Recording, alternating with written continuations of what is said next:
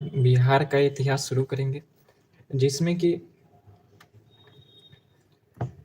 वो BPSC oriented होगा, लेकिन उसमें सारे ही एग्जाम को लगभग सारे एग्जाम कवर हो जाएंगे आपको। बिहार में जितने भी बिहार के हिस्ट्री से क्वेश्चन पूछे जाते हैं, या फिर प्रीवियस ईयर में आप क्वेश्चन पेपर देखे होंगे, और हम भी कुछ प्रीवियस ईयर क्वेश्चन पेपर कराए हैं, तो उसमें जो जो क्वेश्चन जिस लेवल पे आ रहे हैं, हम उस लेवल पे जाके सॉल्व करने की कोशिश करेंगे उसको। ठीक है, आपको कोई भी समस्या नहीं आएगी, जितना बता रहे हैं ना उसी से क्वेश्चन देखने को मिलेगा आपको। प्रीवियस ईयर भी हम इंक्लूड करके ही बताएंगे। जैसे आधुनिक बिहार का इतिहास शुरू किए हैं, तो इससे क्वेश्चन कितने आए हैं, कौन कौन से टॉपिक को टच करता है, हम ये आपको स्लाइड भी प्रोवाइड करा दे, आप खुद भी कर सकते हैं। पर हम बहुत बार स्लाइड क्या पूरा पीडीएफ ही प्रोवाइड करवा दिए, फिर भी आप सब लोग से नहीं हुआ। आप ही लोग का कहना था कि इसको वीडियो फॉर्मेट में दिया जाए, तो वीडियो फॉर्मेट में भी रिकॉर्ड किया जा रहा है। हम आज लगभग 4 से 5 पार्ट में इसको पूरा बिहार का मॉडर्न हिस्ट्री कंप्लीट कर देंगे, जिससे कि लगभग 6 क्वेश्चन, टोटल 10 क्वेश्चन पूछे जाते हैं, जिसमें से आपको 6 question modern history of Bihar से पूछा जाएगा। ठीक है, पिछले बार लगभग 35 क्वेश्चन हिस्ट्री से पूछे गए थे, जिसमें कि 10 क्वेश्चन जो थे वो बिहार के हिस्ट्री से थे। कहाँ कहाँ से क्वेश्चन पूछा गया था वो सब भी हम डिटेल आपके चलेंगे। ठीक है, पहले चलते हैं आधुनिक बिहार के इतिहास। आधुनिक बिहार के इतिहास से शुरू करते हैं। यूरोपियों का आगमन। बिहार में यूरोपियों का आगमन जो था वो 17वीं शताब्दी में हो गया था, प्रारंभ हो गया था। बिहार आने वाली सबसे पहली शक्तिशाली पुर्तगाली ही थे। भारत में भी सबसे पहले पुर्तगाली ही आए थे, जो कि 14 मई 1998 को आए थे। 14 मई 1998 को भारत में आए थे।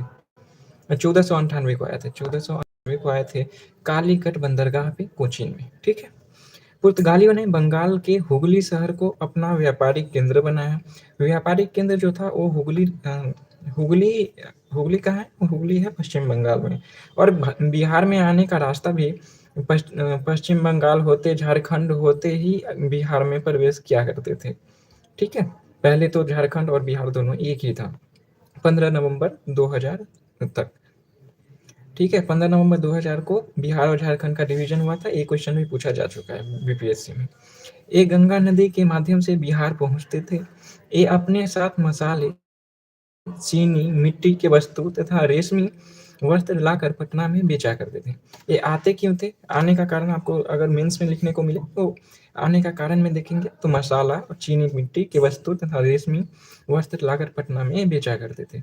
पटना से क्या ले जाते थे वो भी इंपॉर्टेंट रहेगा। पटना से सूती वस्त्र, सोरा, बारूद बनाने में इसका प्रयोग किया जाता है, तथा अफीम जैसे वस्तुओं को ले जाकर यूरोप में बेचा करते थे। पटना से क्या लेके जाते थे? तो सूती वस्त्र, सोरा और अफीम। ये 3 चीज़ बिहार से ले जाते थे। कहाँ? यूरोप में। यूरोप में वो बेचा करते थे। यूरोप से क्या लाते थे? तो चीनी मिट्टी की वस्तु और भी मसाले, ये सब मतलब पश्चिम बंगाल से लाया करते थे। पुर्तगालियों ने बिहार आने वाली दूसरी यूरोपीय शक्ति डच थे। तो आपको आने का क्रम भी पता होना चाहिए। पहला कौन आया? पुर्तगाली आया। इसके बाद कौन आया? पुर्तगाली आया। दूसरे नंबर पे आया डच। शक्तिशाली कंपनी, दूसरी यूरोपीय शक्ति डच थे। ये हॉलैंड के निवासी थे। ठीक है, इसका सिर्फ क्रम आपको पांचों जो कंपनियां हैं ना उसके क्रम को ध्यान रखना है। पुर्तगाली पहले आया, उसके बाद डच आए हैं, हम आपको याद करा देंगे क्लास में। इन्होंने अपनी व्यापारिक कोठी पटना में 1632 ईस्वी में स्थापित किया, जो आज पटना कॉलेज के उत्तरी प्रांगण के रूप में जाना जाता है। एक क्वेश्चन भी पूछा गया था, 67th में पूछा गया था एक क्वेश्चन कि वो उन्होंने व्यापारिक कोठी कब स्थापित की थी और किसने की थी? तो 1632 में डच ने व्यापारिक कोठी स्थापित की। ठीक है, तो 1632 इसका आंसर हो जाएगा। आगे देखते हैं। डचों के पश्चात ब्रिटिश अंग्रेज व्यापारी बिहार पहुंचे। तो पहले कौन आया? तो पुर्तगाल आया। पहले आया पुर्तगाल, फिर आया डच। ठीक है, और इसके बाद कौन आया? उसके बाद आ गया इंग्लिश। ठीक है, आगे देखते हैं। 31 दिसंबर 1600 में ब्रिटेन की महारानी एलिजाबेथ ने रॉयल चार्टर के माध्यम से ब्रिटिश ईस्ट इंडिया कंपनी को पूर्वी देशों के व्यापार करने का एक अधिकार प्रदान किया। कब प्रदान किया था एक अधिकार? तो 31 दिसंबर 1600 को किया था। ये बात आप इंपॉर्टेंट है। सन 1608 में अंग्रेज कैप्टन हॉकिंस को जेम्स प्रथम के राजदूत के रूप में जाना जाता है, जो कि जहांगीर से आके मुलाकात की, भारत में कोठी खोलने के लिए आज्ञा मांगी। सन 1609 में कैप्टन हॉकिंस ने पुनः जहांगीर से अजमेर में मुलाकात की तथा सूरत में व्यापारिक केंद्र स्थापित करने की आज्ञा मांगी। जहांगीर से 1608 ईस्वी में भी परमिशन मांगा, पर जहांगीर ने मना कर दिया था। फिर 1609 में हॉकिंस ने पुनः जहांगीर से अजमेर में मुलाकात की, वहां भी सूरत में व्यापारिक केंद्र स्थापित करने की आज्ञा मांगी, जिसे स्थानीय व्यापारियों और पुर्तगाली के दबाव के कारण खारिज कर दिया गया था। मतलब 1609 तक भी अंग्रेज व्यापारी थे हॉकिंस, उनको परमिशन नहीं मिली थी भारत में कोठी खोलने के लिए। आगे देखते हैं। सन 1611 में अंग्रेज कैप्टन मिडिलटन ने एक बड़ी पुर्तगाली जहाज बेड़े को पराजित किया। सन 1613 ईस्वी में जहांगीर ने अंग्रेजों को सूरत में व्यापारिक केंद्र स्थापित करने की आज्ञा मांगी। जहांगीर से फिर अंग्रेजों ने कब? 1613 में। 1608 में मांगा, उन्होंने इनकार कर दिया। 1611 में मांगा, उन्होंने इनकार कर दिया। 9 में मांगा, इनकार कर दिया। फिर 1613 में मांगा और 1615 में जेम्स प्रथम के राजदूत के रूप में टॉमस रो जहांगीर के दरबार में पहुंचता है, भारत के सभी भागों से व्यापार करने का आज्ञा प्राप्त करता है। टॉमस रो को फाइनली 1516 ईस्वी में कौन दिया था? जहांगीर के दरबार में आया था और यहाँ इसको परमिशन मिल जाता है। भरूच, आगरा, कलकत्ता, पटना स्थापित करने की आज्ञा मांगी थी। सन 1620 में अंग्रेजों आलमगंज, पटना में पहली व्यापारिक कोठी स्थापित की थी। अपना से इसमें से कुल मिला के सिर्फ इतना बात ध्यान रखना है कि 1620 में अंग्रेजों ने प्रथम व्यापारिक कोठी कहाँ पे? आलमगंज का है वो पटना में पहली व्यापारिक कोठी स्थापित की। इसमें से टोटल जो अभी तक बताए हैं उसमें से एक तो क्रम याद रखेंगे। पहले आया था पुर्तगाली, उसके बाद आया था डच, उसके बाद आया था अंग्रेज। डच ने अपनी पहली फैक्ट्री कब स्थापित की थी? 1632 ईस्वी में स्थापित किया था।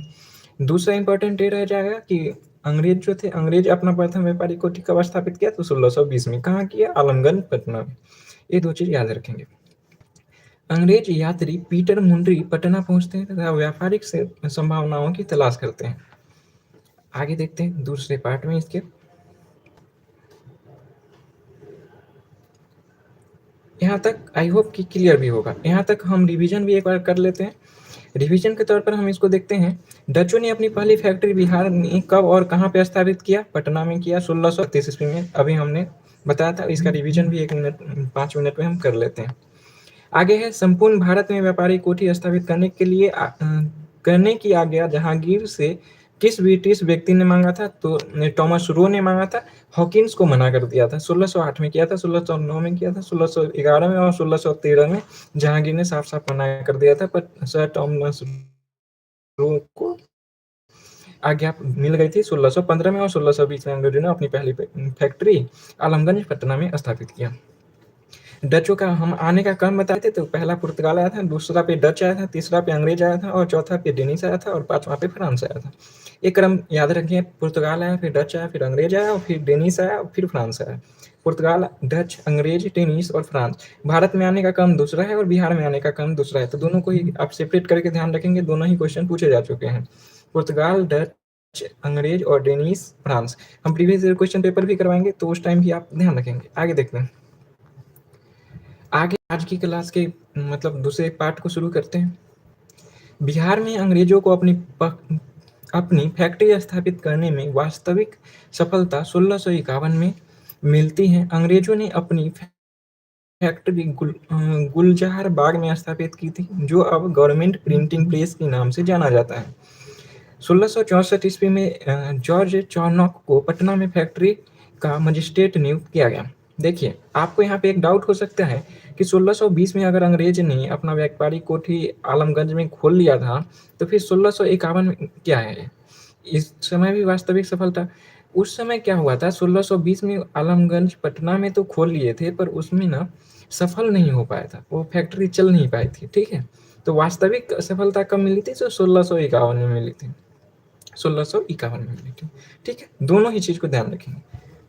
अगर वास्तविक पूछे तो 1651, जनरली पूछे तो 1620। वैसे क्वेश्चन पूछने की इसलिए नहीं पूछा था, डच वाला क्वेश्चन पूछे जा चुके हैं। अंग्रेजों ने अपनी फैक्ट्री गुलजार बाग, हाँ ये वाला भी पूछा जा चुका है। 1620 में अंग्रेजों ने अपनी पहली फैक्ट्री कहाँ स्थापित की थी, तो किया था गुलजार बाग पटना में, आलमगंज पटना में।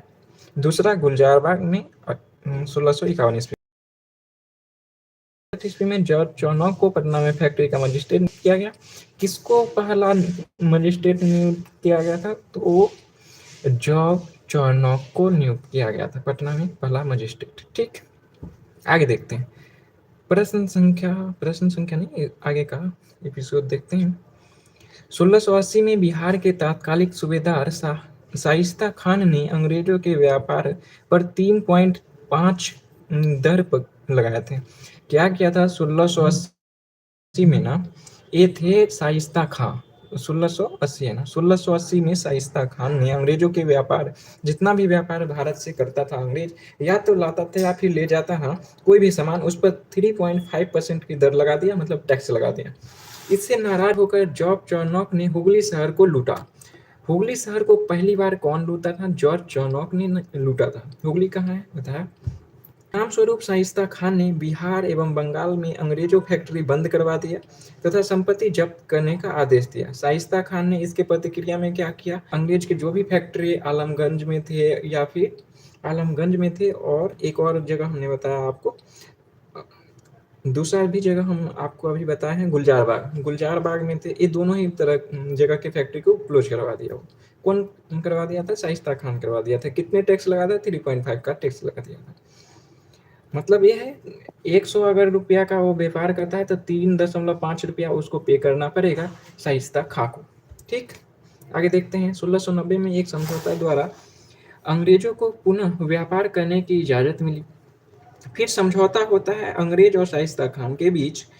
ठीक है, उस समय 1690 का समय हो जाता है। फिर से अंग्रेजों ने अपनी फैक्ट्री स्थापित करने की परमिशन मांगता है, और ये परमिशन 1707 ईस्वी में मुगल बादशाह औरंगजेब की मृत्यु के पश्चात अंग्रेजों के व्यापार रुकावट आती है। 1690 में मांगा पुनः, पहली बार कब मांगा था, 1608 में मांगा था। अब सफलता कब मिली थी, 1615 में मिली थी। पहली फैक्ट्री कब, 1620। दूसरी फैक्ट्री, सफल फैक्ट्री कब, तो 1651। पहला, इसमें से एक और चीज इंपॉर्टेंट रहेगा कि पहला गवर्नर कौन नियुक्त किया गया था, मजिस्ट्रेट कौन नियुक्त किया गया था, तो वो नियुक्त किया गया था जॉर्ज चौनॉक। तो इतना तक हमको लगता है आपको याद भी हो गया होगा। इतने बार बताओ, अब तो याद हो जाना चाहिए। आगे देखते हैं। 1713 ईस्वी में फर्रुखसियर के बादशाह बनते ही अंग्रेज व्यापार रुका था। 1717 में फर्रुखसियर ने अंग्रेजों को बंगाल बिहार से मुक्त व्यापार करने की इजाजत दी थी। अब शायद ये ऐसा हुआ क्यों था, आपको दिमाग में आ सकता है कि फर्रुखसियर ऐसा क्या हुआ था जिसके कारण कि 1717 ईस्वी में इसको व्यापार करने की अनुमति मिल गई। तो ऐसा माना जाता है कि इसके घर में कोई, ये या इसके घर में कोई ना कोई बीमार पड़ गया था, और अंग्रेजों ने अपना वैद्य भेजा था, जिसके कारण वो ठीक हो गए थे। उनके घर वाले या वो ठीक हो गए थे। इससे खुश होकर उन्होंने मुक्त व्यापार करने की परमिशन दे दी। कौन दे दिया था, तो फर्रुखसियर ने दे दिया था। आगे देखते हैं। 1750 ईस्वी में अंग्रेजों में अलीवर्दी खां दबाव में अंग्रेजों फैक्ट्री पुनः बंद हो गई। अलीवर्दी खां 1750 में रहता है शासक, उसके दबाव में आकर 1750 में अंग्रेजों को पुनः फैक्ट्री बंद करनी पड़ जाती है।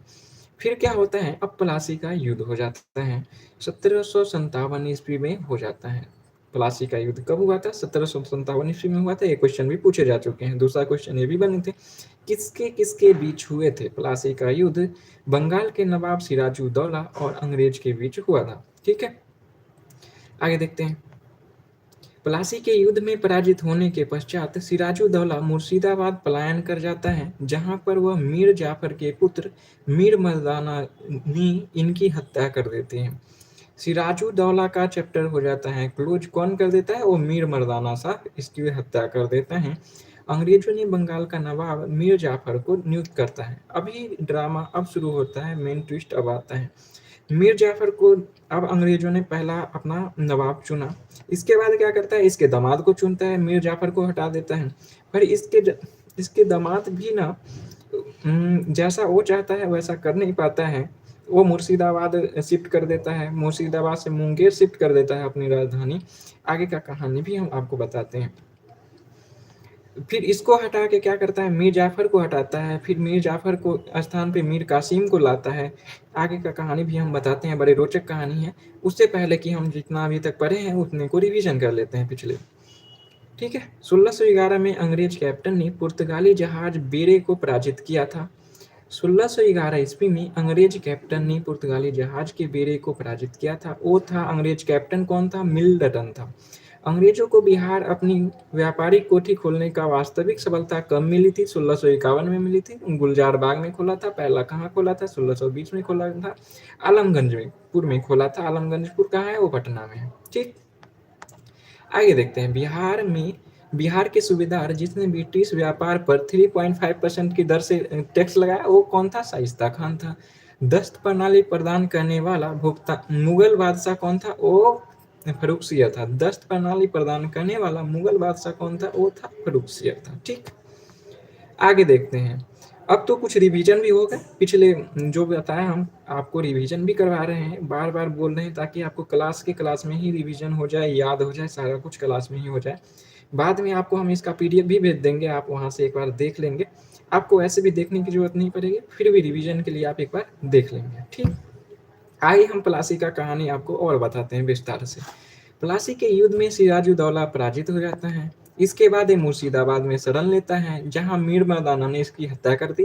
कुछ देर पहले तक हम यहाँ तक कहानी आपको समझा चुके थे। आगे क्या होता है, सिराजुद्दौला के पश्चात अंग्रेजों ने मीर जाफर को बंगाल का नवाब बना देता है। इसके बाद क्योंकि सिराजुद्दौला हार गया, सिराजुद्दौला का चैप्टर खत्म कर दिया, मीर मर्दाना ने खत्म कर दिया और मीर जाफर को बंगाल का नवाब बन जाता है। आगे देखते हैं। मीर जाफर ने नवाब पद के बदले अंग्रेजों को बिहार बंगाल से मुक्त व्यापार करने की आज्ञा दे दी। मीर जाफर ने नवाब पद के बदले अंग्रेजों को बिहार बंगाल से मुक्त व्यापार करने की आज्ञा दे दी। तो वो कारण हम वहाँ पे गलत बोल गए थे। कारण ये था कि मीर जाफर को नवाब बना दिया, बदले में मीर जाफर ने क्या किया, बिहार और बंगाल में मुक्त कर मतलब कोई बिना टैक्स के व्यापार करने की अनुमति दे दी। कहानी आगे देखते हैं। मीर जाफर को, आप इसे हिस्ट्री है, हिस्ट्री को कहानी के तौर पर ही ध्यान रखें, एग्जाम हो जाएगा, आपको पता भी नहीं लगेगा, ज़्यादा तैयारी करने की जरूरत नहीं होती है। कुछ ही टॉपिक है और कुछ ही पॉइंट होते हैं जहाँ से क्वेश्चन बनते ही बनते हैं। आगे देखते हैं। मीर जाफर ने क्लाइव को 24 परगना जिले जमींदार प्रदान की। मीर जाफर ने क्लाइव को क्या किया, रॉबर्ट क्लाइव अंग्रेजों की तरफ से तब तक गवर्नर बन चुके थे। ठीक है, गवर्नर बनने वाले थे, मतलब रॉबर्ट क्लाइव बनने ही वाले थे। आगे कहानी में हम बताएंगे कि रॉबर्ट क्लाइव कब बनते हैं गवर्नर। फिलहाल क्या किया है, मीर जाफर ने 24 जिले जमींदार, अभी हम जिसको जिला बोलते हैं, पहले प्राचीन काल में हम इसको, मतलब आधुनिक काल में हम इसको परगना के नाम से जानते थे। मीर जाफर कंपनी की मांगों को पूरा करने में असफल रहा। मीर जाफर जो था पहला नवाब था बिहार और बंगाल का, उससे अंग्रेज जो अपेक्षा करते थे उसको पूरी करने में मीर जाफर असफल हो गया। इसके कारण मीर जाफर को फिर हटा दिया जाता है। 1760 में अंग्रेजों ने मीर जाफर पर डच के साथ मिलकर अंग्रेजों के विरुद्ध षड्यंत्र रचने का आरोप लगाकर नवाब के पद से हटा देते हैं। ठीक है, आगे कहानी देखते हैं।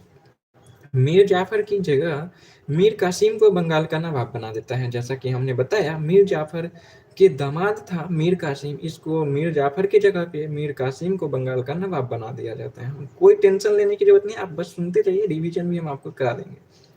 नवाब पद के बदले 29 लाख रुपए अदा करेंगे। अब ना मीर कासिम को क्या किया, मीर कासिम को ना नवाब बना दिया। अब फ्री में तो कोई कुछ देता नहीं है किसी को, तो इसके बदले 29 लाख रुपया नवाब बनने के बदले मीर कासिम को अंग्रेजों को देना होता था। मीर जाफर को क्या देना पड़ा था, 29 जिले परगना उनको, 24 जिले थे ना, 24 परगना उनको देना पड़ा था। इसको क्या करना पड़ा, 29 लाख रुपए अदा करने पड़े। वर्धमान, मिदनापुर और चटगांव की जमींदारी कंपनी को दे दी। कंपनी मतलब अंग्रेज ही है, ईस्ट इंडिया कंपनी थे, अंग्रेज ही है। वर्धमान, मिदनापुर और चटगांव, ये तीनों ही, एक क्वेश्चन पूछा जा चुका है, आपको प्रीवियस ईयर हम करवाएंगे तो उसमें बताएंगे। वर्धमान, मिदनापुर और चटगांव की जमींदारी कंपनी को दे दिया था। कौन दिया था, मीर कासिम दिया था। ठीक है, कंपनी के हस्तक्षेप अपनी संप्रभुता की रक्षा के लिए मीर कासिम ने राजधानी को मुर्शिदाबाद से मुंगेर ट्रांसफर कर दिया। हम आपको थोड़ी देर पहले ही बताए हैं कि अंग्रेजों से बचने के लिए मुर्शिदाबाद से मुंगेर अपनी राजधानी को ट्रांसफर कर देता है। आगे देखते हैं कहानी। कहानी है आगे मीर कासिम से ही। मीर कासिम ने अंग्रेजों में मुंगेर में किले का निर्माण करवाया तथा यहाँ बंदूक एवं गोले बारूद बनाने की फैक्ट्री स्थापित की।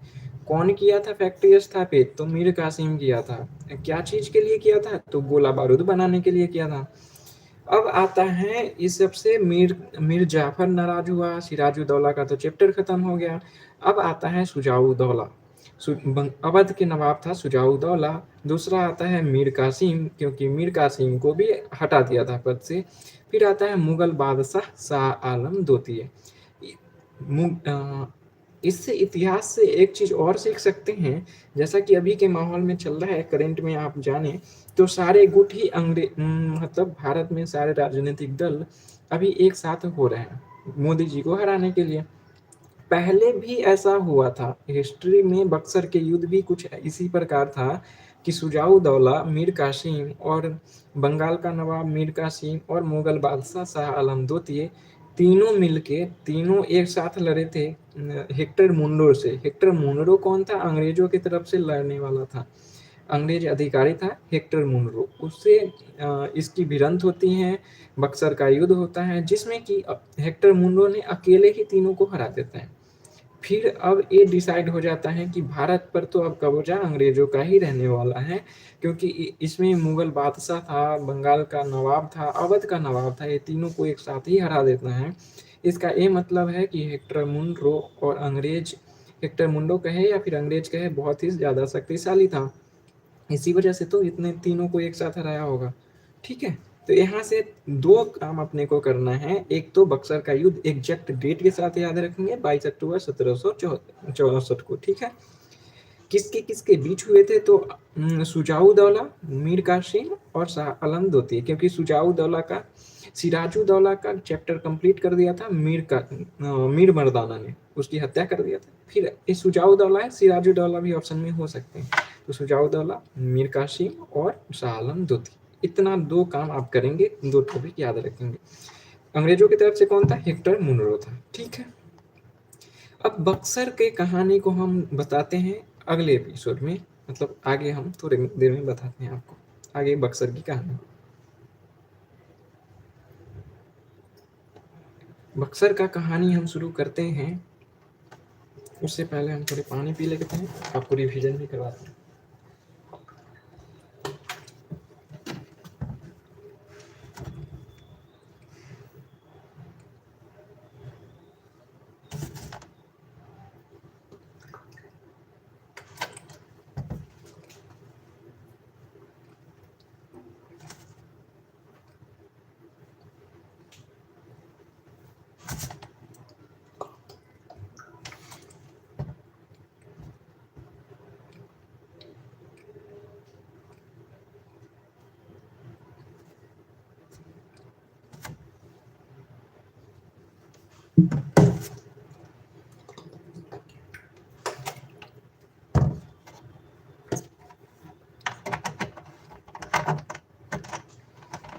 अभी तक हमने प्लासी के युद्ध तक आपको बता दिया हूँ, थोड़े से बक्सर के युद्ध के बारे में थोड़ा सा कहानी बताया हूँ।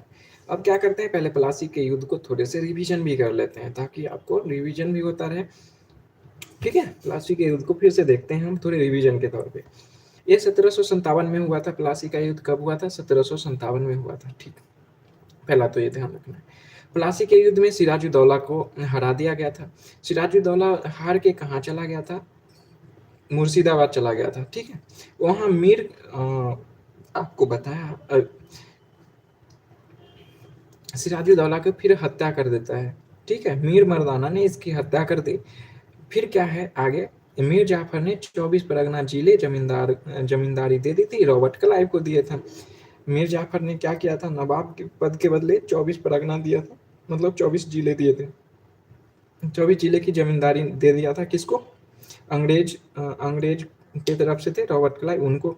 मीर कासिम ने क्या किया था, तो 29 लाख रुपए पर ईयर देने का वादा किया था अंग्रेज को, रॉबर्ट क्लाइव को ही। ठीक है, आगे देखते हैं। 1760 में डचों के साथ मिलकर षड्यंत्र रचने का आरोप के आधार पर क्लाइव ने नवाब के पद से किसको हटाया था, मीर जाफर को हटाया था। ये बात तो हम आपको बता चुके हैं। 1760 ईस्वी में मीर कासिम के नवाब बनने की घटना को क्रांति की संज्ञा किसने दी थी, बेंसी टाट ने दी थी। एक क्वेश्चन भी ध्यान रखेंगे, क्वेश्चन बन चुका है, पिछले साल पूछे जा चुके हैं, पिछले साल नहीं, पिछले के सालों में पूछे जा चुके हैं। बेंसी टाट ने इसे इसके क्या संज्ञा दी थी, मीर कासिम के नवाब बनने की घटना को क्रांति की संज्ञा किसने दी थी, वो बेंसी टाट ने दी थी। ये वहां छूट गया था, यहाँ पे कंप्लीट कर लेंगे। बंगाल का नवाब जिसने राजधानी को मुर्शिदाबाद से मुंगेर ले आया, वो कौन शासक था जिसने अपनी राजधानी को बदला था, मुर्शिदाबाद लाया था। मुर्शिदाबाद से मुंगेर ट्रांसफर जो किया था वो मीर कासिम ने किया था। ठीक है, आगे देखते हैं। 3 जिले जिसकी जमींदारी अंग्रेजों को देनी पड़ी थी, वो था, एक क्वेश्चन भी पूछे जा चुके हैं, वर्धमान, मिदनापुर, चटगांव। वर्धमान, मिदनापुर और चटगांव को जमींदारी, 3 जिलों की जमींदारी अंग्रेजों को देनी पड़ी थी। अंग्रेज मतलब रॉबर्ट क्लाइव। ठीक है, बक्सर का युद्ध कब हुआ था, 22 अक्टूबर 1764 को हुआ था। ये क्वेश्चन भी पूछे जा चुके हैं। बक्सर के युद्ध में अंग्रेजों की तरफ से सेना कौन था, हेक्टर मुन्नो था। ये क्वेश्चन भी बन चुके हैं। और विपक्ष में कौन था, तो सुजाउदौला था, मीर कासिम था, और शाह आलम द्वितीय था। शाह आलम द्वितीय मुगल के तरफ से था, मतलब मुगल बादशाह था। ठीक, आगे देखते हैं। अंग्रेजों के व्यापार पर 3.5 की दर से लगान लगाने वाला मुगल सूबेदार कौन था, शाइस्ता खान था। पहले भी रिवीजन करवाया है, अभी फिर से बता रहा हूँ क्योंकि ये क्वेश्चन भी पूछे जा चुके हैं। ठीक है, आगे देख लेते हैं। 22 अक्टूबर 1764 को बक्सर के युद्ध में संयुक्त सेना ब्रिटिश सेना का मुकाबला होता है, जिसमें हेक्टर मुंडो के नेतृत्व वाली ब्रिटिश सेना का विजय होता है। हमने आपको ये बताया। फिर क्या होता है कहानी, आगे देखते हैं। बक्सर के युद्ध के पश्चात इलाहाबाद की संधि होती है। बक्सर के युद्ध, ऐसे क्वेश्चन बना है, इलाहाबाद की संधि किससे रिलेट करता है, प्लासी का युद्ध, बक्सर का युद्ध, पानीपत का युद्ध, इनमें से कोई नहीं। ऐसा ऑप्शन करके था, ये शायद बिहार दरोगा के एग्जाम में पूछा गया था, तो उसको एक बार देख लेंगे। इलाहाबाद की संधि, इलाहाबाद की संधि कब हुई थी, तो 12 अगस्त 1765 में हुई थी। 24 अक्टूबर 1764 को तो युद्ध हुआ था। फिर कुछ दिन बाद, मतलब लगभग 11 महीने बाद, 12 अगस्त 1765 में इलाहाबाद की संधि हुई। फिर क्या हुआ, मुगल बादशाह शाह आलम द्वितीय प्लस नजामुद्दौला प्लस क्लाइव, अंग्रेजों को बंगाल, बिहार और उड़ीसा की दीवानी प्राप्त हो गई। अब हार गया है तो उसके पास कोई ऑप्शन नहीं है, अब देना ही पड़ेगा। तो अंग्रेजों को बिहार, बंगाल और उड़ीसा की दीवानी किस संधि के तहत प्राप्त हुई थी, वो इलाहाबाद की संधि के तहत प्राप्त हुई थी। और 12 अगस्त 1765 ईस्वी को, 12 अगस्त 1765 ईस्वी को एक घटना इलाहाबाद की संधि हुई थी। ठीक है, अंग्रेजों ने 26 लाख रुपए वार्षिक पेंशन देने का ऐलान किया था। किसको दिया था, ये यहाँ जो सुजाउदौला था, सुजाउदौला जो था ना, उसको 26 लाख वार्षिक पेंशन मुगल बादशाह को देने का ऐलान किया था। तो मुगल बादशाह कौन था, सुजाउदौला ही था। रॉबर्ट क्लाइव 1765 ईस्वी में बंगाल, बिहार और उड़ीसा में द्वैध शासन की शुरुआत की। एक क्वेश्चन भी रिपीटेडली कितने बार के एग्जामों में देखे गए हैं कि भारत में द्वैध शासक किसने लगाया था, तो रॉबर्ट क्लाइव ने लगाया था। कब लगाया था, 1765 में लगाया था। ठीक है, आगे देखते हैं। अब द्वैध शासन होता क्या है, द्वैध शासन आपको ये पता होना चाहिए, क्योंकि अब बीपीएससी थोड़े से डिटेलिंग करने शुरू कर दिए हैं, तो अब द्वैध शासन भी पता होना चाहिए। इसमें क्या है, निजामत का अधिकार हो, पुलिस प्रशासन हो, न्यायिक प्रशासन हो, सैन्य प्रशासन हो, या फिर सामान्य प्रशासन हो, ये सारे का सूबेदार जो होगा ना, वहाँ भी सूबेदारी होगा जो कि अंग्रेज के कंट्रोल में रहेगा। फिर दीवानी अधिकार होगा, मतलब ये है कि अभी तो जैसे अभी के अभी के कॉन्टेक्स्ट में समझाएं तो आपको पहले ना स्टेट का टैक्स पे करना पड़ता है। जैसे जीएसटी आपको 9% लगे ना किसी चीज़ पे, सपोज छोड़िए खाने का ही चीज़ पे, आपको दूध जो है ना उस पे जीएसटी कितने लगते हैं, एक क्वेश्चन भी पूछे जा चुके हैं। दूध पे 5% जीएसटी लगते हैं। खाने पीने की चीज़ें लगभग 5% लगता है। लग्जरी से आइटम पे 28% जीएसटी पे करने पड़ते हैं। सपोज अगर 5% जीएसटी पे किया ना तो 5% 2.5% तो आपको बिहार सरकार को पे करना पड़ेगा या फिर कोई भी स्टेट गवर्नमेंट को, और 2.5% आपको पे करना पड़ेगा सेंट्रल जीएसटी, मतलब सेंट्रल को। उसी प्रकार दो तरह के प्रशासन थे, और दोनों ही प्रशासन कौन कमांड करता था, मतलब दो जगह पे करने पड़ते थे। ऐसे ही मान लीजिए कि दो जगह प्रशासन भी हुआ करते थे। ठीक, हम आगे की बात करते हैं द्वैध शासन के बाद। आगे दिखाते हैं हम आपको, कहानी को आगे बढ़ाते हैं। अगला एपिसोड में देखते हैं हम आधुनिक भारत का। ये तो देख लिए 5, इतना इतना देख लिए। शाइस्ता खान बना, शाह आलम द्वितीय को मिला, इलाहाबाद की संधि हुई, द्वैध शासन हुआ। आपको हम इतना तक समझा दिए। अब क्या है, आगे देखते हैं ये वाला। अब क्या करते हैं, पहले तो रिवीजन कर लेते हैं। कंपनी का अधीन बिहार का प्रशासन, कंपनी के अधीन बिहार का प्रशासन कैसे कैसे चला उसके बारे में थोड़े से जानते हैं। कंपनी ने निजामत का अधिकार बंगाल के नवाब नजमुद्दौला से किले कितने रुपए के बदले प्राप्त किए थे, 53 लाख के बदले प्राप्त किए थे। ये वार्षिक दे था। बिहार में द्वैध शासन की स्थापना क्लाइव ने 1765 ईस्वी में हुआ। द्वैध शासन किसने लगाया था, वो रॉबर्ट क्लाइव ने लगाया था। कब लगाया था, 1765 ईस्वी में लगाया था। ठीक है, आगे देखते हैं।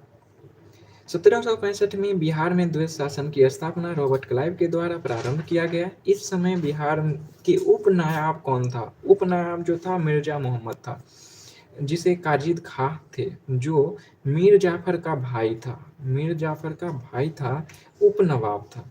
इनके सहयोगी के रूप में धीरज नारायण का काज करते थे, मतलब मिर्जा मोहम्मद काजिम खां इसके उपनवाब थे।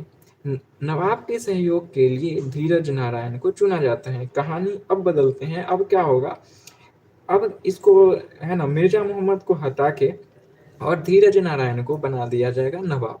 ठीक है, फिर धीरज नारायण को भी हटाया जाएगा। आगे ट्विस्ट आएगा कहानी में कि धीरज नारायण को भी प्रशासनिक से हटा दिया जाता है, उसके बदले भी किसी और को नियुक्त किया जाता है। अब किसको नियुक्त किया जाता है, आप आगे बताते हैं।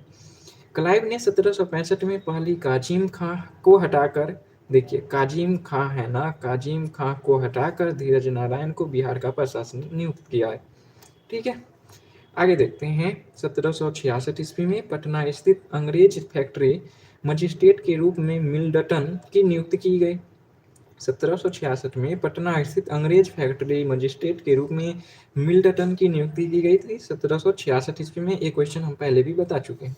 प्रशासनिक मंडली बनाई गई 1766 में। एक और घटना होती है जिसमें कि एडमिनिस्ट्रेटिव काउंसिल बनाया जाता है, जिसमें 3 लोग शामिल होते हैं। एक तो था मिल्डटन, दूसरा था धीरज नारायण और तीसरा था सिताब राय। अब कहानी में ट्विस्ट ये था कि धीरज नारायण को तो अब नवाब बना दिया गया था 1766 में। प्रशासनिक चीजें जो थी वो धीरज नारायण के पास चली जाती हैं कामरूप खां से निकल के। अब क्या होगा, धीरज नारायण है ना, धीरज नारायण से भी ये निकलेगी और सिताब राय पे चली जाएगी। अब ये धीरज नारायण से निकलेगी ये बातें प्रशासनिक, और सिताब राय को दे दी जाएगी। आगे बताते हैं कैसे कैसे आगे की घटना होती है। आई होप कि जितना बताया हूँ उतना आपको समझ में आ रहा होगा। 1767 ईस्वी में कंपनी धीरज नारायण को हटाकर सिताब राय को बिहार का उप दीवान नियुक्त कर देता है। आपको समझ में आया, अभी हमने आपको बताया। अभी 1766 में कौन बना, धीरज नारायण था। धीरज नारायण को 1767 में हटा दिया गया उप दीवान। उप गवर्नर भी बोल सकते हैं, या फिर उप दीवान, या फिर उप नवाब भी बोल सकते हैं, को हटाकर किसको, सिताब राय को बना दिया गया। अब सिताब राय कौन था इसको भी हम आके बता देंगे, आपको टेंशन लेने की जरूरत नहीं है।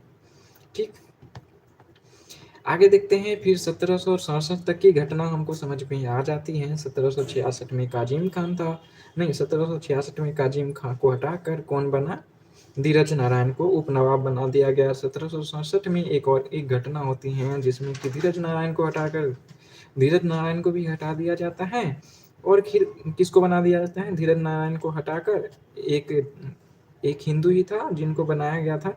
उपनवाब धीरज नारायण को हटाकर सिताब राय को नवाब बना दिया जाता है। अब 1770 में एक और घटना होती है।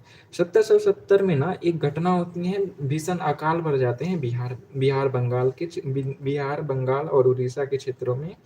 1770 में एक अकाल पड़ जाती है, ठीक है। यह आधुनिक भारत का पहला अकाल था। इसमें क्या होता है, 1/3% लोग, मतलब यह है कि लगभग लगभग 33.3% लोग, हर, ऐसे समझे कि हर 4 लोगों में लगभग लगभग लगभग लगभग 1.5 लोग, मतलब आप सीधा सीधा इतना ही समझिए कि 33.3% लोग आबादी मर गई थी। किस चीज़ से? किसी को खाने नहीं मिल रहे थे। इसकी तस्वीर भी हमारे पास अवेलेबल थे, पर कुछ ज़्यादा ही हो जाता है, इस वजह से हम वो तस्वीर नहीं शो किए हैं। सिर्फ हड्डी ही हड्डी दिख रहा था उस टाइम की, क्योंकि कुछ अखबार में छपे थे, उस टाइम के अखबार भी हम देखे थे। होगा तो हम आपको पोस्ट कर देंगे टेलीग्राम पे, आप भी देखिएगा उस समय की स्थिति क्या थी। आप इससे भी अंदाजा लगा सकते हैं कि 33% आबादी की मृत्यु हो जाना सिर्फ एक अकाल की वजह से बहुत बड़ी बात होती है। अकाल के लिए ना एक परिषद भी बनाया गया था। अकाल की स्थिति को देखते हुए कंपनी 1770 में एक लगान परिषद बनाया, रिवेन्यू काउंसिल की गठन किया था। और रिवेन्यू काउंसिल ने क्या किया, पटना में गोलघर जो दिखता है ना, वो अनाज के स्टोर के लिए स्थापित किया गया था। एक घटना कब हुई थी, एक क्वेश्चन भी बन चुके हैं कि गोलघर की स्थापना कब हुई थी, किसने की थी। तो ये भी हम आपको आगे बता देंगे, पहले कहानी को यहीं पे रोकते हैं। कहानी में लगान परिषद पे ही रहते हैं। एक लगान परिषद की गठन कब होती है, 1770 में। क्यों होती है? क्योंकि ना यहाँ भुखमरी हो गई थी, अकाल पड़ गए थे, जिसमें 1770 में लगभग लगभग 1/3 लोग मारे जा चुके थे, मर गए थे भूख की वजह से। आगे था, लगान परिषद में कौन कौन से लोग शामिल हुए थे। ये क्वेश्चन भी बन सकते हैं, अभी तक बने नहीं है। अगर क्वेश्चन डीप में बने तो ये क्वेश्चन भी बनाया जा सकता है कि लगान परिषद, एक तो स्थापना कौन किया था लगान परिषद, गठन किसके लिए हुआ था, तो अकाल के लिए हुआ ना, 1770 में हुआ था। 2 क्वेश्चन यहाँ से इंपॉर्टेंट रहा अभी तक में। तीसरा क्वेश्चन ये इंपॉर्टेंट हो सकता है कि इसमें कौन कौन से लोग इसमें शामिल हुए थे। तो पहला था जेम्स अलेक्जेंडर, दूसरा था रॉबर्ट फॉल्क, तीसरा था Vinci Tott. Alexander, Robert Falk और Vinci Tott. Alexander, Robert Falk और विंसी टॉट, ये 3 लोग लगान परिषद में शामिल हुए थे, ठीक है। इसी समय हसनपुरा, जो कि वर्तमान के गोपालगंज के नाम से जाना जाता है, के जमींदार फतेह सिंह ने कंपनी को दीवानी अधिकार दिए जाने का विरोध किया। अब यहाँ पे क्या कर रहा है, फतेह सिंह जो थे वो गोपालगंज के, वर्तमान के गोपालगंज, उस समय के हथुआ हथुआ के क्षेत्र के जमींदार थे, जो कि दीवानी अधिकार जो मिला था ना अंग्रेजों को, उसका विरोध किए। फिर सैन्य दबाव में फतेह सिंह ने भाग निकले। अब इस पे रॉबर्ट क्लाइव ने क्या किया, सैन्य कार्रवाई की। सैन्य कार्रवाई के डर से ये भगजोगनी के जंगल है, एक भगजोगनी का जंगल है, वहाँ भाग जाते हैं। आप इसको नहीं भी याद रखें कोई बात नहीं है, पर हाँ ये चीज़ आपको याद होनी चाहिए कि वो सैन्य दबाव के कारण फतेह सिंह भाग निकला था। आगे देखते हैं, आगे देखते हैं 1772 में सीताब राय को हटाकर उनके पुत्र, अब क्या किया, पहले कौन बना था, कामरूप बना था। कामरूप को हटा के धीरज को लाया, धीरज को भी हटा दिया, सीताब राय को लाया। सीताब राय को कब लाया था, 1767 में लाया था। और धीरज को कब लाया था, धीरज कुमार को जब लाया था वो 1766 का वक्त था, ठीक है। फिर 1772 ईस्वी में सीताब राय को भी हटा के और उनके पुत्र कल्याण सिंह को, सीताब राय को हटाकर और कल्याण सिंह को बिहार का प्रशासनिक नियुक्त किया गया, ठीक है। अब क्या हुआ, ये तो कॉन्सेप्ट एक क्लियर नहीं है कि ये सीताब राय कल्याण सिंह में कैसे बदल गया, टाइटल कैसे बदल गया, वो खैर पर बदल गए, वो बेटा ही था। आपसे एक क्वेश्चन भी बन सकता है, अगर डाउटफुल बनाना पड़ा तो ये बना सकता है कि कल्याण सिंह था कौन, और ऑप्शन में दे दे सीताब राय, और राय लगा दे, तो अभी के अकॉर्डिंग विश्वास नहीं होगा कि सीताब राय बाप था, बेटा कैसे सिंह में परिवर्तन हो गया, पर पहले हो जाते थे, ठीक है। बिहार का प्रशासन नियुक्त कर दिया गया 1772 में। 1772 में एक और घटना होती है। अब ना रॉबर्ट क्लाइव हट जाते हैं, वारेन हेस्टिंग आते हैं। तो वारेन हेस्टिंग भी आते हैं 1772 में। बिहार, बंगाल और उड़ीसा का गवर्नर के रूप में वारेन हेस्टिंग आते हैं 1772 में। अब कहानी को हम 1772 से आगे का देखते हैं। आपको 1772 तक हम समझा दिए, इसका पहले तो हम रिवीजन करवा देते हैं, उसके आगे भी कहानी को कंटिन्यू करते हैं। इसकी आगे का कहानी जानने से पहले जो हम अभी तक पढ़े हैं उसमें थोड़ा सा रिवीजन कर लेते हैं। द्वैत शासन की समाप्ति और अस्थायी बंदोबस्त मिर्जा काजिम खां को सौंपा। 1766 में प्रशासन मंडली का गठन हुआ, ये इम्पोर्टेंट था। मिल्टन, सिताब राय और धीरज सिंह इसके तीन लोग थे। 1767 में सिताब राय को और धीरज नारायण को हटाकर सिताब राय को नियुक्त किया गया। अब क्या किया गया, आगे कहानी में लगान परिषद की स्थापना हुई, जिसके अध्यक्ष अलेक्जेंडर थे, जेम्स अलेक्जेंडर थे। इसके सदस्य रॉबर्ट पॉल्क और जॉन विंसीटार्ट थे। 1772 में वारेन हेस्टिंग गवर्नर के रूप में आता है और द्वैत शासन व्यवस्था को समाप्त कर देता है। द्वैत शासन व्यवस्था को कौन समाप्त करता है, तो वारेन हेस्टिंग करता है। द्वैत शासन व्यवस्था लगाया कौन था, रॉबर्ट क्लाइव लगाया था। कब लगाया था, 1775 लगाया था, 1765 ईस्वी में लगाया था। ठीक, 1772 तक की कहानी को हमने क्लियर बताया आपको। अब क्या है, अब फार्मिंग पद्धति आती है, वारेन हेस्टिंग आता है, फार्मिंग पद्धति आती है। अब फार्मिंग पद्धति में होता क्या है, आगे का कहानी भी हम बताते हैं आपको। ये कहानी रॉबर्ट क्लाइव से शुरू हुई, प्लासी के युद्ध से शुरू हुई। प्लासी के युद्ध के बारे में डिटेल बताया हमने, फिर बताया आपको बक्सर के युद्ध के बारे में, जो कि 24 अक्टूबर 1764 ईस्वी को हुआ, जिसमें सुजाउद्दौला, मीर कासिम और शाह आलम द्वितीय, ये तीनों लोग ही इसमें समाप्त हो जाते हैं, मतलब हार जाते हैं। कौन हराया था, हेक्टर मुनरो हराया था। हेक्टर मुनरो कौन था, अंग्रेजी अधिकारी था। ये सारे क्लियर हो गए। फिर कौन बिहार का गवर्नर बना, बिहार का नहीं, मतलब उसके उपनवाब कौन बने, पहले कामरूप बना, फिर धीरज बना, फिर बनाया सियावत सिंह बना। ये सारे हम कहानी अभी तक 1772 तक जो घटी वो हमने बताया। फिर क्या था, सिताब राय की जगह पे 1772 में बिहार का प्रशासन किसको नियुक्त कर दिया गया था, उनके पुत्र कल्याण सिंह को नियुक्त किया गया था। इतना कहानी आपको समझ में आ गई होंगी। हम आगे देखते हैं प्रत्यक्ष प्रशासन के लिए बड़ी संख्या में कर्मचारियों की जरूरत थी, जिसके लिए संसाधन की जरूरत थी। इसकी पूर्ति के भू राजस्व सबसे बड़ा स्रोत था। अधिक से अधिक मात्रा में लगान की वसूली के लिए वारेन हेस्टिंग ने भू राजस्व की एक नई सिस्टम लागू की, जिसको फार्मिंग पद्धति कहा जाता है। हमने आपको बताया था कि फार्मिंग पद्धति क्या होता है, हम आपको आगे बताते हैं। फार्मिंग पद्धति यही था कि इसमें ना अधिक से अधिक लगान वसूलना चाहता था। वारेन हेस्टिंग जो था वो अधिक से अधिक लगान वसूलना चाहता था। इसके लिए फार्मिंग पद्धति की एक नई पद्धति शुरू की थी। ठीक, आगे देखते हैं। फार्मिंग पद्धति राजस्व वसूलने के लिए अधिकार नीलाम की जाती थी। इसमें राजस्व वसूलने के लिए अधिकार नीलाम की जाती थी। जैसे कि आप अगर गांव से बिलोंग करते होंगे तो आपको पता होगा कि हाट लगता है, अपने गांव में हाट लगता है। बिहार में हम, मेरे इधर तो हाट ही बोला जाता है, आपके इधर पता नहीं। हाट लगता है जहाँ पे कुछ सब्जियाँ या फिर वगैरह वगैरह जो भी डेली यूज के सामान होते हैं, वो सप्ताह के 2 दिन 3 दिन और कहीं कहीं तो 7 दिन ही लगते हैं। ठीक है, जैसे वो हाट लगता है ना, तो उसकी भी नीलामी होती है। जैसे कि साल भर के लिए नीलामी चालू होती है। कोई बोला कि 1 लाख, कोई बोला 10 लाख, जो सबसे हाईएस्ट बोली लगाते हैं उनको हाट की रिवेन्यू वसूलने की जिम्मेदारी मिल जाती है साल भर के लिए। वैसे ही पहले भी ऐसा होता था कि राजस्व वसूलने के लिए, जैसे लगान वसूलना है, टैक्स वसूलना है, किसी का टैक्स वसूलना है, ये सारी चीज़ों के लिए नीलाम कर दी जाती थी। हम आगे देखते हैं, 1772 की ही कहानी में रखते हैं, आपको वारेन हेस्टिंग में ही रखते हैं। वारेन हेस्टिंग के कुछ और चीज़ों को बताते हैं।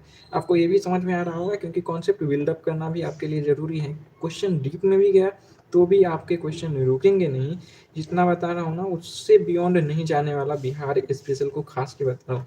बिहार स्पेशल को हमने काफ़ी ठीक से पढ़ा है और करेंट अफेयर को भी काफ़ी ठीक ठाक देख रहे हैं। जरूरत पड़ी तो हम हिस्ट्री, ज्योग्राफी, पॉलिटी सारे सब्जेक्ट को कवर करवा देंगे आपको। कल शायद करेंट अफेयर, कल रीजनिंग भी चली थी, तो रीजनिंग वाले जो वीडियो नहीं देखे होंगे वो पहले रीजनिंग वाले भी वीडियो देख लेंगे। 1772 में वारेन हेस्टिंग ने भू राजस्व की अधिकतम वसूली के लिए एक नई पद्धति, फार्मिंग पद्धति को शुरू किया। इसके तहत भू राजस्व की वसूली का अधिकार नीलाम किया गया। आरंभ में इस व्यवस्था को 5 वर्षों के लिए किया गया। हाट जो है ना वो लगभग 1 साल के लिए होता है, पर इसमें ना 5 वर्षों के लिए लगान ज़मींदारी दे दी जाती थी दूसरे को, ठीक है। 1776 में वहाँ हेस्टिंग्स इस व्यवस्था को 5 वर्षों की जगह 1 वर्ष करने का नियम लगाया। वर्तमान में भी लगभग यही चल रहा है, 1776 वाला है, ठीक। फार्मिंग पद्धति की फार्मिंग पद्धति की सफलताओं को देखते हुए 1783 ईस्वी में सर जॉन शोर ने इसकी जगह भू राजस्व की एक नई नीति को लागू किया। अब क्या होता है, जॉन शोर एक नया आ जाता है किरदार। अब जॉन शोर के बारे में भी हम आपको डिटेल में बताएंगे। पहला तो रॉबर्ट क्लाइव के बारे में हमने आपको डिटेल में बताया, फिर बताया वारेन हेस्टिंग के बारे में। अब 1783 का समय आ जाता है और जॉन शोर भी आ जाता है। अब जॉन शोर ने क्या कहा, अब जॉन शोर ने क्या किया, इसमें भू राजस्व की एक और नई नीति लागू करता है। इस नीति में कुछ परिवर्तन के माध्यम से लॉर्ड कॉर्नवालिस ने 1793 में भू राजस्व की एक नई नियम लागू किया, जिसे अस्थायी बंदोबस्त कहा जाता है। 1793 ईस्वी में ना इस नीति को कुछ परिवर्तन के माध्यम से लॉर्ड कॉर्नवालिस ने 1793 में भू राजस्व की एक नई नीति लागू किया, जिसे अस्थायी बंदोबस्त के नाम से प्रसिद्ध हुआ। अब अस्थायी बंदोबस्त के बारे में भी कुछ चीज़ आपको हम बताते हैं। अस्थायी बंदोबस्त में देखते हैं 1793 का समय होता है। 1793 में ना कॉर्नवालिस आ जाता है चैप्टर में। कॉर्नवालिस ने 19% भू राजस्व लगाता है बंगाल, बिहार, उड़ीसा, अवध, बनारस तथा उत्तरी कर्नाटका में, ठीक है। 1793 में कॉर्नवालिस लगाता है 19% भू राजस्व लगाता है, ये क्वेश्चन दोनों ही बना था। 1793 में लगाया जाता है कौन, अस्थायी बंदोबस्त लगाया जाता है, ठीक। आगे देखते हैं बंदोबस्त। आगे की कहानी हम आगे बताते हैं। अस्थायी बंदोबस्त के बारे में थोड़े बहुत डिटेल बताते हैं। अभी तक जितना बताया हूँ एक बार हम रिवीजन भी करवा देंगे। हम अब ये वीडियो को यहीं पे रोकते हैं, थोड़े से गला का भी इशू ना हो जाए। हम थोड़ी देर बाद एक और क्लास लेंगे। आज लगभग कोशिश करेंगे कि आपको पूरा हिस्ट्री निपटा दिया जाए। बिहार का हिस्ट्री कंप्लीट हो जाएगा। लगभग ये कंप्लीट हो गया तो 5-6 नंबर का क्वेश्चन अपना बन जाएगा, जो कि एक इम्पॉर्टेंट रोल अदा करेगा, ठीक है। हम मिलते हैं थोड़े अगले वीडियो में, तब तक रखिए अपना ध्यान। जय हिंद।